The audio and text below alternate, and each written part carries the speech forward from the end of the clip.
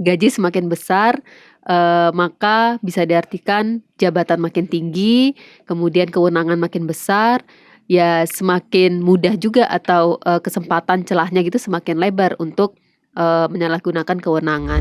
Mungkin kalau misalnya, saya nggak tahu juga nih apakah di PPATK itu serahasia itu gitu ya. Kok rasanya memang ngomongin uang itu selalu rahasia gitu ya di negara kita gitu. Inspektorat yang sebenarnya tugasnya itu sentral, tapi ditempati oleh orang-orang yang tidak punya, bukan Kompetensi. kalau latar belakang Mm-mm. oke lah kita bisa kesampingkan ya karena keahlian, kemampuan itu bisa kita pelajari, tapi kemudian itu tidak punya kompetensi untuk melakukan misalnya cross check.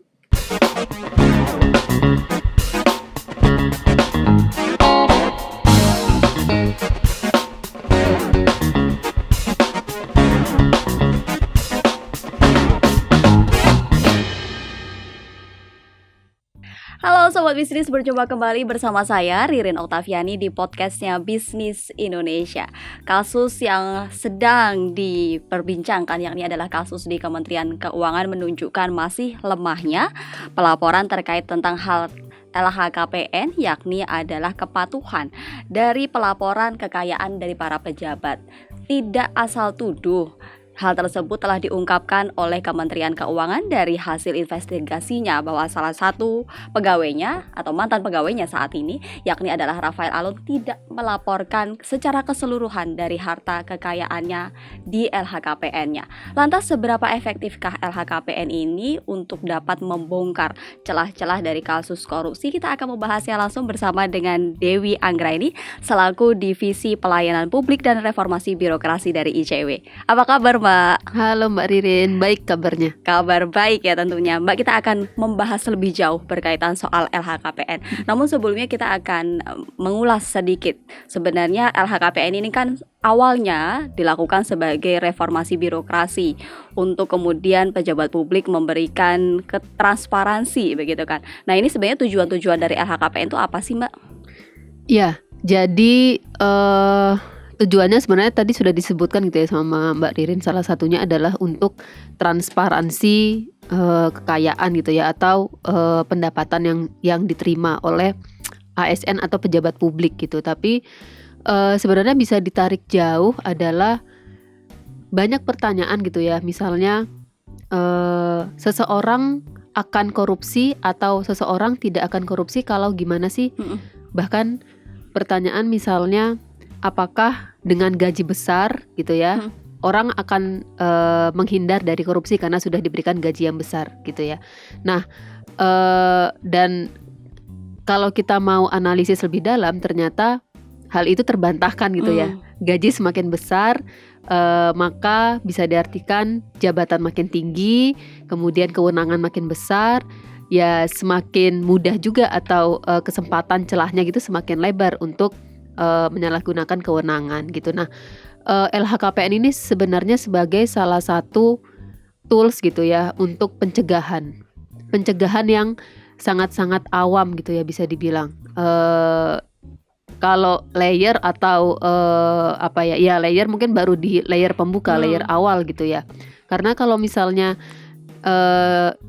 kita tahu banyak yang dilaporkan gitu ya, kebanyakan semuanya sudah melaporkan, hampir bisa dibilang 100% gitu ya, bahkan seperti berlomba-lomba gitu ya untuk patuh melaporkan, tapi kita tidak tahu apakah yang dilaporkan itu benar atau tidak dan lain sebagainya. Oke, menarik terkait soal pelaporan tadi. Saya sudah melihat data dari KPK bahwa pelaporan LHKPN di tahun 2021 itu tingkat pelaporannya 98,36%. Terus kemudian dilakukan verifikasi data ya tentunya, dan didapatkan bahwa dari tingkat pelaporan tersebut setelah dilakukan verifikasi ternyata lengkapnya adalah 95,47.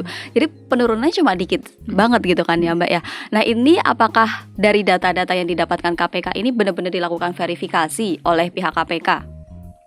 Ya. Jadi itu juga pertanyaan kami gitu ya. Sejauh ini kalau misalnya kita lihat dari SDM KPK misalnya yang terbatas gitu ya, sedangkan harus memeriksa seluruh laporan kekayaan yang dilaporkan oleh ASN atau pejabat publik di seluruh Indonesia gitu ya.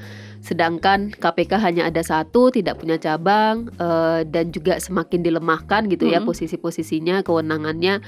Memang kurang memungkinkan gitu ya rasanya kalau secara realistis kewajarannya akan dicek semuanya gitu. Nah, ya kalau begitu misalnya bisa dibilang KPK sudah membuka gerbang gitu ya untuk pencegahan, pengawasan, tapi itu tidak hanya menjadi tanggung jawab KPK gitu. Jadi ya kita bisa dorong juga dari kementerian, lembaga atau pemerintah daerah terkait gitu ya, KLPD terkait, ketika sudah dilaporkan kemudian bisa juga mendapat tembusan gitu ya, benar atau tidak sih laporan-laporan itu yang sudah diisi gitu. Jadi kalau tadi dibilang tingkat pelaporannya tinggi gitu ya, 95% ke atas gitu ya, setiap tahun itu seperti gitu Mbak, setiap tahun. Tapi kalau misalnya nanti ditelusuri lebih dalam, lebih detail gitu ya, misalnya kita mau cari kementerian-kementerian tertentu atau lembaga tertentu atau perusahaan pemerintah daerah di daerah mana misalnya gitu ya, kemudian misalnya kementerian gitu, terus kita lihat ada reshuffle atau tidak gitu. Terus dilihat lagi apakah sudah lapor dalam 3 bulan pertama setelah menjabat, kemudian setahun gitu-gitu ya.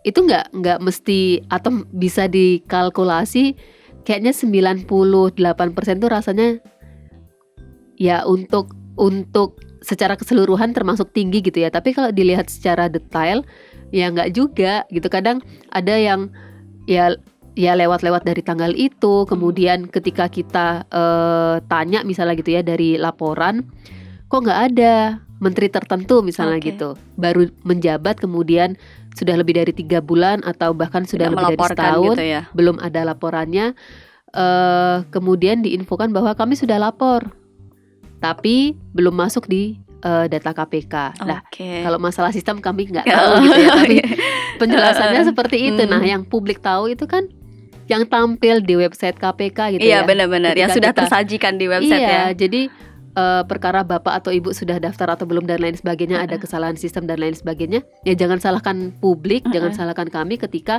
kami bersuuzon kalau bapak sama ibu itu belum lapor gitu kan. ICW setiap tahunnya selalu melakukan survei terhadap LHKPN, baik dari kepatuhan maupun hal-hal yang lainnya yang berkaitan soal LHKPN sendiri. Nah, kasus dari Rafael ini kemudian kan juga menjadi sorotan gitu kan. Apakah kemudian bisa membongkar juga? Barangkali ada indikasi dari temuan dari ICW, ada kementerian-kementerian yang serupa kemudian disoroti terkait LHKPN? Sebenarnya kalau dari kami gitu ya Mbak, datanya itu data publik, data yang ditampilkan oleh KPK gitu ya, yang sejauh yang bisa kami telusuri, bisa kami analisis adalah dari kepatuhan gitu. Jadi praktis sebenarnya bisa dibilang kementerian lembaga itu kalau secara keseluruhan, kita nggak akan ngomong misalnya per person gitu ya, ya melaporkan semuanya gitu. Kalau misalnya sampai ada kasus seperti Rafael sekarang, itu rasanya juga jauh dari jangkauan kami gitu ya. Bahkan kasus ini kan dideteksinya juga sejak 2009 itu oleh PPATK gitu, yang memang kewenangannya, jobdesk-nya adalah melihat aliran dana, anggaran dan lain sebagainya gitu. Yang mana itu bisa dibilang jauh juga dari jangkauan kami gitu.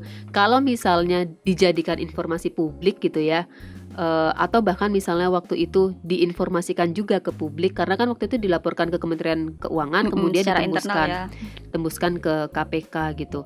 Mungkin kalau misalnya saya nggak tahu juga nih, apakah di PPATK itu serahasia itu gitu ya. Kok rasanya memang ngomongin uang itu selalu rahasia gitu ya di negara kita gitu. Serahasia itu kemudian tidak bisa diinformasikan, padahal laporan PPATK itu kan laporan yang tidak semua lembaga itu bisa melakukan dan bisa melaporkan gitu. Jadi dia mempunyai punya akses, tugas dan kewenangan khusus betul, gitu ya. dia punya akses sendiri juga, bisa sampai pembekuan atau penghentian transaksi di bank, dia punya kewenangan itu semua gitu. Jadi ya kalau misalnya lembaga-lembaga yang dia laporkan tidak proaktif, bawa aja ke publik, karena tekanan publik atau apa ya, uang yang dikelola negara itu kan uang kita ya, uang publik. Jadi akan merasa kepemilikan kita itu, oh uang kita yang dikelola negara kok kayak gitu sih gitu. Jadi seharusnya bisa menjadi tekanan-tekanan publik juga gitu. Oke, berkaitan soal akuntabilitas gitu ya. Nah, ngomong-ngomong soal LHKPN ini kan memang berdasarkan aturannya tidak memiliki sanksi pidana, hanya adalah sanksi administrasi.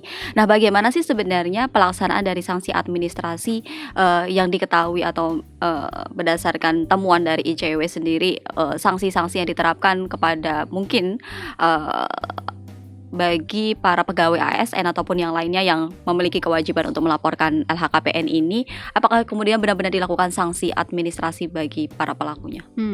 Sanksi administrasi itu dilakukan, Mbak, tapi sekadar teguran, kemudian surat peringatan gitu ya. Tidak ada yang sampai, karena kan kalau berdasarkan aturan ada nih potongan tunjangan kalau seandainya nggak melaporkan LHKPN. Bahkan kalau seandainya pejabat pemimpin tinggi ada penurunan jabatan. Ini apakah kemudian sejauh ini nggak sampai kayak gitu ya. Jadi administrasi yang selama ini kami pantau ya memang sebatas surat gitu. Yang mana ya kalau surat-surat begitu ya bisa apa ya, bisa disepelekan mungkin ya.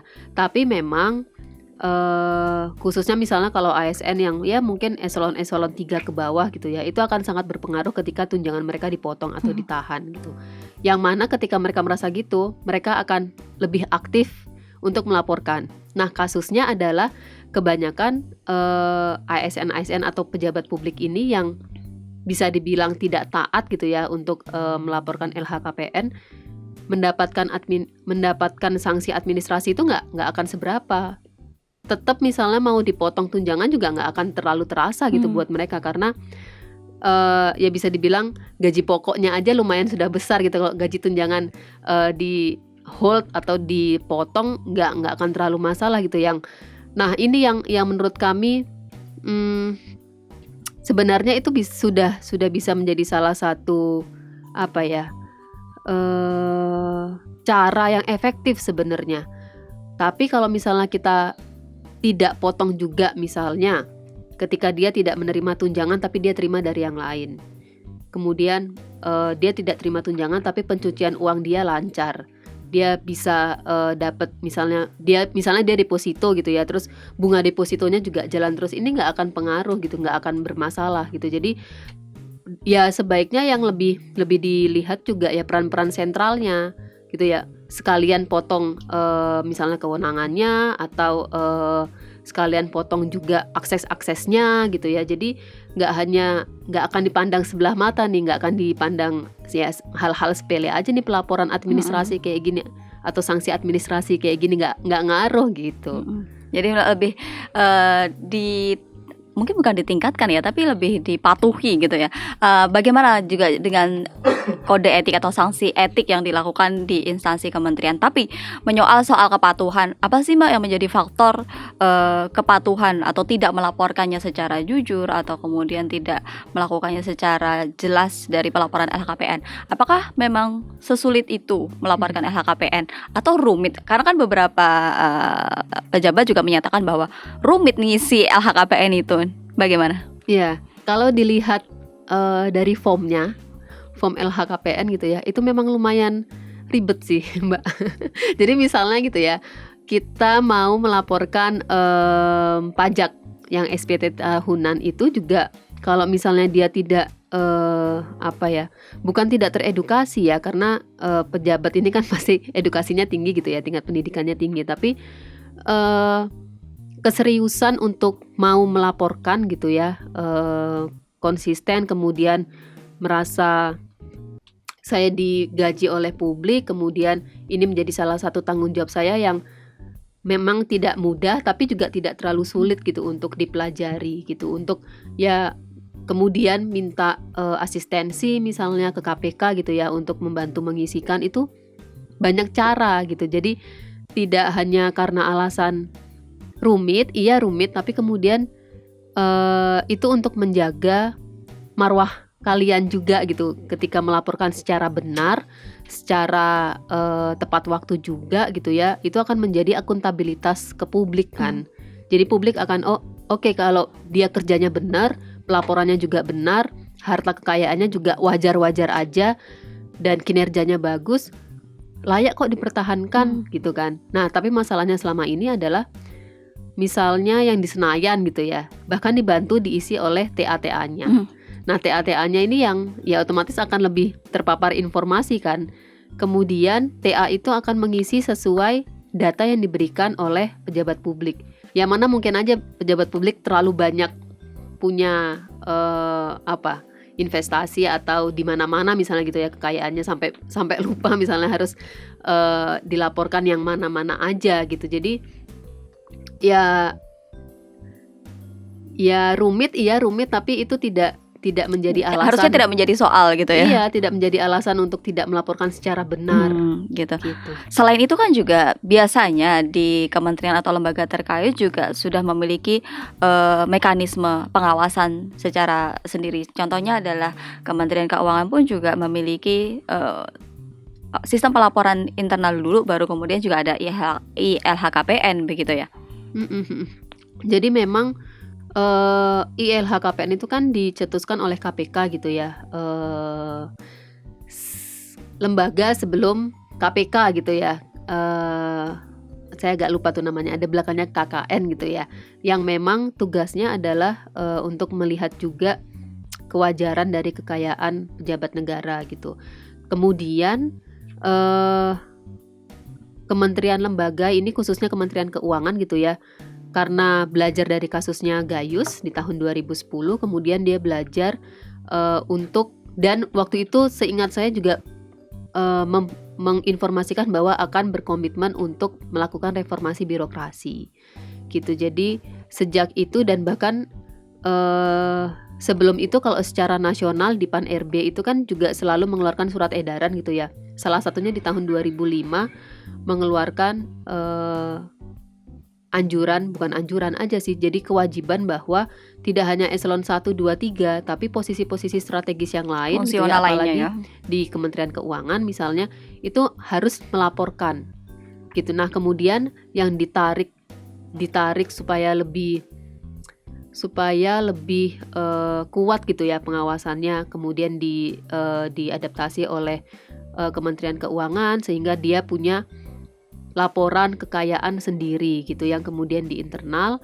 Nah yang KPK juga dilaporkan gitu kan. Jadi sebenarnya ada dua pengawasan. Sudah banyak gitu ya layernya gitu ya. Nah kalau misalnya semuanya berjalan, sebenarnya posisi Kementerian Keuangan tuh memang akan sangat sentral, sangat kuat gitu ya, karena uang kita itu dikelola oleh Kementerian Keuangan. Kita bayar pajak dikelola oleh Kementerian Keuangan, kita beli apapun bea cukainya gitu ya dikelola oleh Kementerian Keuangan. Jadi memang sentral dan wajar dia punya banyak lapis untuk menjaga transparansi, menjaga akuntabilitasnya juga terkait anggaran gitu. Nah sayangnya gitu ya, banyaknya itu mungkin hanya dilihat sebagai formalitas, tapi kemudian tidak dijalankan secara maksimal gitu. Sebenarnya kalau di internal Kementerian Keuangan sudah punya, kemudian dia melakukan fungsinya, tupoksinya secara benar, dia akan tahu nih, oh ini kok anggarannya atau gaji yang didapat eselon tertentu kok tidak sesuai dengan gaji yang diberikan. Seharusnya itu bisa terdeteksi dulu sebelum dideteksi oleh orang luar, PPATK ataupun KPK. Iya benar-benar. Sayangnya di situ nggak jalan ya. Benar. Dan juga yang menjadi sorotan adalah kementerian yang sedang dibicarakan ini ya, yang adalah Kementerian Keuangan, itu juga disorot soal tunjangannya.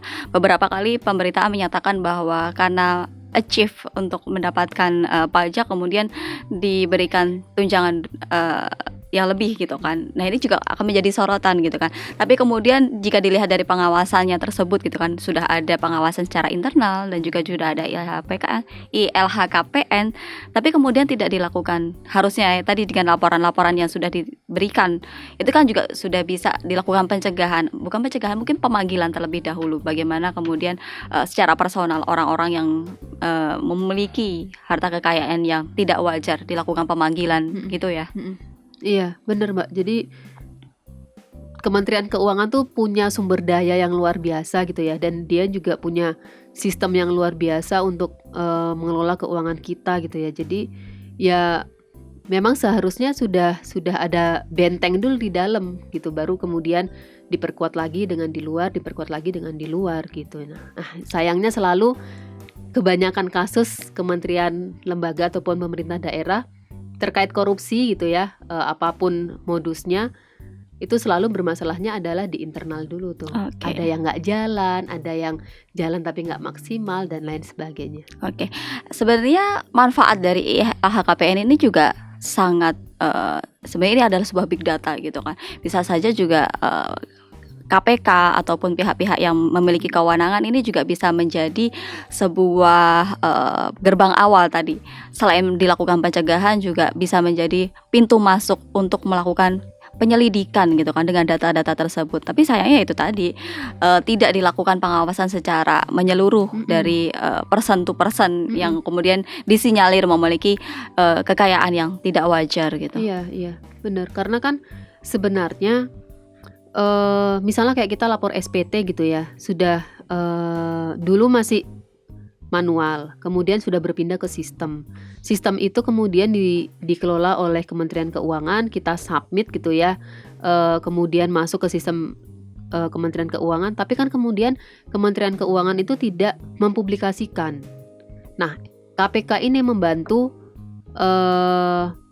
keterbukaan informasi itu gitu. Jadi supaya publik bisa turut mengawasi, supaya publik bisa tahu juga pejabat-pejabat itu gajinya berapa dan lain sebagainya. Karena informasi untuk pejabat tertentu, misalnya dia di eselon 1 gitu ya, atau eselon 1A atau 1B atau 1C atau lain sebagainya, kita kan nggak tahu gaji yang dia dapat itu berapa gitu ya. Jadi selama ini yang kita tahu kan hanya range sekian sampai sekian gitu. Nah, LHKPN itu sebenarnya membantu publik untuk mengawasi selain sebagai bentuk keterbukaan informasi gitu. Nah, itu yang ya sekarang menjadi tools yang sangat powerful bisa dibilang gitu ya untuk publik. Sampai terakhir kemarin rumah Rafael yang ada di Jogja gitu ya, yang tidak dilaporkan, kita tahunya bahkan dari publik, dari netizen gitu-gitu. Jadi yang bahkan tidak ternotis oleh KPK ataupun PPATK, sampai ada himbauan dari KPK atau dari Kementerian Keuangan untuk ya silakan publik melaporkan. Kan jadinya agak ya ini kementerian lembaga, ini orang-orangmu loh selama ini sudah berapa belas tahun ada di lembagamu, tapi ternyata ya nggak tahu juga seluk-beluk dari pegawai-pegawainya gitu kan, sampai harus peran publik yang sangat diharapkan gitu sekarang. Bagaimana kemudian memaksimalkan LHKPN ini sih? Sebenarnya kalau cara memaksimalkannya itu ya lagi-lagi dari internal ya. Karena kalau tadi seperti aku bilang di awal, KPK itu terbatas orangnya, tapi yang harus ditangani banyak gitu ya. Semua mengharapkan KPK itu turun tangan gitu ya untuk mengatasi atau memberantas korupsi gitu. Nah, laporan harta kekayaan itu bukan hal yang remeh-temeh sebenarnya gitu ya, sehingga tidak juga menjadi keharusan atau kewajiban KPK untuk menyelidiki semua gitu. Tapi di sisi lain gitu kan, banyak juga pejabat yang kemudian flexing gitu kan di sosial media yang saat ini marak gitu kan. Bagaimana publik gak curiga gitu. Iya, dan itu bagus sih kan, jadi kita tahu gitu ya. Nah itu makanya, nah hal-hal seperti itu kan sebenarnya bisa ya bisa ditangani dulu oleh internal gitu. Internal itu misalnya kita sebut saja inspektorat gitu ya. Peran mereka adalah untuk mengendalikan kondisi-kondisi internal gitu ya. Salah satunya terkait misalnya laporan keuangan, laporan kekayaan dan lain sebagainya gitu. Hal itu sebenarnya bisa dimaksimalkan terlebih dahulu. Peran-peran dari APIP atau pengawas internal atau inspektorat misalnya gitu. Jadi tidak semuanya kemudian dikirim ke KPK, diserahkan ke KPK. Kalau misalnya ada hal-hal seperti ini kemudian KPK juga yang disalahkan, kok kita para pejabat itu sudah lapor kekayaan, sudah patuh, tapi cuma masuk di bank datanya KPK, tidak ditelusuri lebih dalam. Ini kan banyak banget yang lapor gitu ya. Ya kemudian peran dari kementerian lembaga atau pemerintah daerahnya gimana? Proaktif mereka itu juga yang kita harapkan gitu kan. Jadi tidak semuanya dibebankan ke KPK, ditanggung oleh KPK gitu ya. Tapi ya wajar kalau misalnya KPK akan memilih kasus-kasus tertentu gitu, karena dia tidak punya cabang, tidak punya bala bantuan yang lain gitu. Jadi maksimalnya ya sebenarnya bisa dari kementerian lembaga itu sendiri sih Mbak Riri. Tapi KPK sendiri juga memanfaatkan LHKPN ini secara maksimal nggak sih untuk kemudian melakukan penelusuran terkait kasus korupsi? Iya. Jadi memang nah itu dari bank data itu kemudian baru diambil ya berdasarkan kira-kira ketika penyelidikan kasus, terus ada nama-nama tertentu, kemudian dilihat Tapi lagi. setelah kemudian menemukan istilahnya target dari kasus tersebut, baru kemudian dibuka LHKPN-nya. Bukan berasal dari LHKPN dulu, baru kemudian dibuka kasusnya gitu. Sejauh ini belum ada kasus korupsi yang berasal dari LHKPN. Oke. Sejauh ini belum ada. Dari pantauan kami ya, sejauh ini belum ada. Nah ini pelaporan LHKPN kan masih menunggu tenggang waktunya masih menunggu beberapa hari di akhir Maret ini gitu kan. Bagaimana nih untuk kemudian bisa mewujudkan keefektifan dari LHKPN ini? Ya sebenarnya mengisi LHKPN itu sepertinya sama seperti mengisi SPT ya. Tapi itu sebenarnya harus disadari, itu adalah sebuah kewajiban. Betul. Gitu ya karena sudah tertuang juga di peraturan perundang-undangan bahwa itu merupakan sebuah kewajiban. Betul. Bagi penyelenggara negara gitu. Betul, sama halnya kayak kita mengisi SPT itu kan sebuah kewajiban sebenarnya, dan sebuah kesadaran bahwa itu kewajiban yang mungkin ya bisa ada sanksinya, bisa tidak ada sanksinya gitu. Tapi sanksi moral itu kan sebenarnya ada gitu ya. Ketika kita misalnya digaji negara, digaji oleh uang masyarakat, uang publik, ya harus dilaporkan dong gitu. Jadi ya sesimpel itu sih sebenarnya logikanya gitu ya. Kalau memang mereka berpikir ya ini uang publik yang dikumpulkan dari kerja keras publik, kemudian ternyata bisa saya pakai untuk hura-hura nih, ya udah, berarti kita perlu pertanyakan juga logika berpikir para pejabat ini gimana. Jangan alasan nggak ada waktu, nggak ada apa. Yang membantu anda sekalian ini kan banyak gitu ya bisa dikerahkan. Kalau misalnya bingung untuk mengisinya, bisa minta asistensi juga gitu. Bahkan beberapa tahun lalu kami ICW gitu ya mengasistensi Pemprov DKI untuk mengisi LHKPN karena mereka yang minta gitu. Jadi hal-hal seperti itu tuh jangan menjadi alasan gitu loh oleh pejabat publik gitu. Tapi dari temuan ICW, ada banyak juga nggak sih pejabat publik yang kemudian memang benar-benar tidak melaporkan secara keseluruhan? Mungkin kalau melaporkan kan tadi dilihat dari kepatuhannya memang cukup tinggi gitu kan. Tapi kasus dari Rafael ini kan kemudian menyatakan bahwa ada sebagian hartanya yang tidak dilaporkan. Temuan dari ICW apakah juga banyak nih dari pejabat publik yang kemudian tidak melaporkan secara keseluruhan dari harta kekayaan? Ada. Jadi kami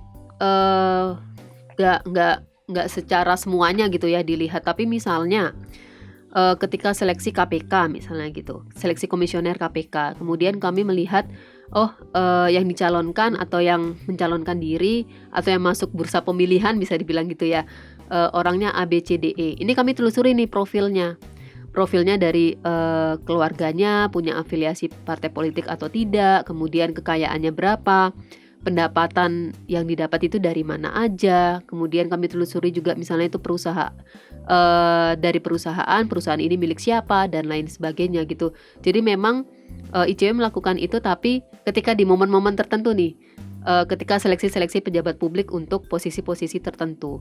gitu. Nah, memang kebanyakan adalah tidak hanya ICW tapi masyarakat sipil gitu ya menemukan ya tidak semuanya dilaporkan dalam LHKPN gitu. Jadi biasanya itu yang kami berikan masukan gitu ya ke panitia seleksi bahwa ada kekayaan, ada misalnya rumah yang infonya dimiliki oleh calon A, silakan dikonfirmasi ketika wawancara gitu. Jadi ketika fit and proper test gitu-gitu. Jadi sejauh ini setiap kami membantu untuk menelusuri profil pejabat publik selalu menemukan sih. Gitu. Nah, tadi kan ada sisi pengawasan dari internal. Bisa nggak sih mekanisme yang kemudian dilakukan untuk cross check gitu loh. Jadi tidak tidak kemudian menunggu ada kasus dulu baru dilakukan cross check, tapi kemudian dengan laporan-laporan yang dimiliki itu harus dilakukan cross check setelah kemudian selesai melakukan administrasi gitu. Itu benar Mbak. Itu yang tadi aku sebut sebenarnya dengan proaktif ya. Jadi tidak ketika udah kepalang tanggung kayak gini, sudah kasus seperti ini nggak bisa di-undo gitu ya. Kalau seperti di laptop di-undo, ya cara untuk mencegah kasus ini terjadi ya proaktif dari internal. Laporan-laporan itu ya monggo diperiksa.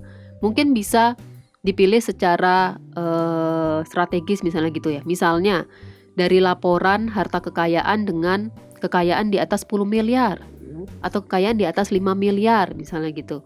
Kemudian yang di cross check utamanya adalah misalnya eselon 1, 2, 3 atau misalnya dia menjabat di posisi strategis atau menjabat sebagai kepala perpajakan misalnya gitu ya, kepala perpajakan di daerah tertentu. Jadi kepala-kepala gitu ya yang mereka itu punya tangan yang panjang dan juga bisa disebut itu lahan basah karena langsung berhubungan dengan publik, baik pribadi ataupun badan usaha gitu. Jadi sebenarnya sudah lumayan difilter nih dari yang luas sekali, besar sekali, kemudian bisa dikerucutkan. Nah, tapi sayangnya dari sejauh kajian kami gitu ya, internal itu bisa dikatakan kurang punya kemampuan ya, bisa dibilang. Jadi kebanyakan bahkan orang-orang yang dimutasi gitu ya, misalnya kita ngomong kementerian misalnya gitu ya,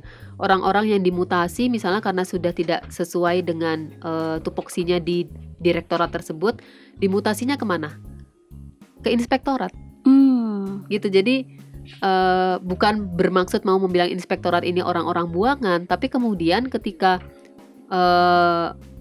mutasi atau perpindahan atau rotasi caranya seperti itu, tidak berdasarkan merit system gitu ya, penilaian dan lain sebagainya, ya otomatis di inspektorat yang sebenarnya tugasnya itu sentral tapi ditempati oleh orang-orang yang tidak punya, bukan, kalau latar belakang oke lah kita bisa kesampingkan ya karena keahlian, kemampuan itu bisa kita pelajari, tapi kemudian itu tidak punya kompetensi untuk melakukan misalnya cross check mudah deh dari yang dilaporkan, kemudian dicek ke seperti yang dilakukan KPK gitu ya, terkait mobil dicek ini yang beli atas nama siapa, itu kan gampang gitu ya sebenarnya, tidak perlu sampai bantuan dari ya siapa kepolisian atau kejaksaan gitu-gitu.